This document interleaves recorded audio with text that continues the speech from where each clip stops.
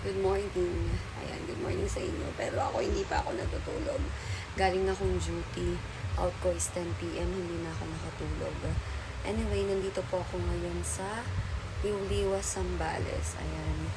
Since birthday ko tomorrow, nag-decide ako na i-celebrate yung birthday ko alone dito sa may Liwliwa. Ayan, ako lang dito. Mag-isa ako, solo ko. At yun yung gamit ko. Hindi ko pa siya naaayos.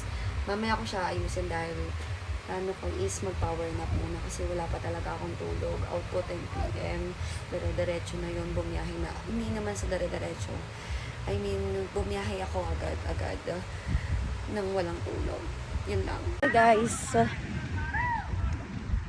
Malayo pala ito doon.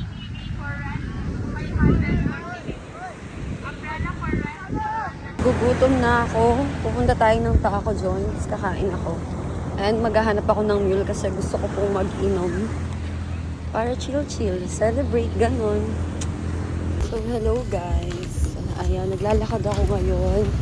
So, naghahanap ako ng pwedeng bilhan ng mule. Galing ako ng Taco Joint. Umorder na ako ng kamaron nila kasi yun talaga yung hinahanap-hanap ko talaga din dito. Ayan, may number na ako. Ay, nahulog siya. Ayan, may number na ako. Mahanap na lang ako ngayon ng store na pwede kong bilan ng mule. Ayan. Lalakad-lakad lang tayo dito, guys. Balik na ako ngayon papunta ng tacos. And I'm so happy kasi nakabili ako ng mule! Ayan. Siyempre, kailangan ng water, di ba? Para naman balance. Okay. Bye, guys.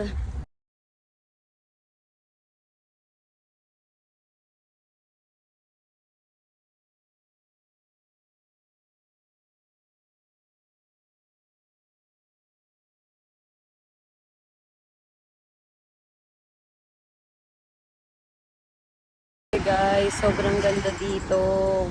Ayan, nandito ako ngayon sa may dagat. Ipakita ko sa inyo. Wow! So pretty! Yes?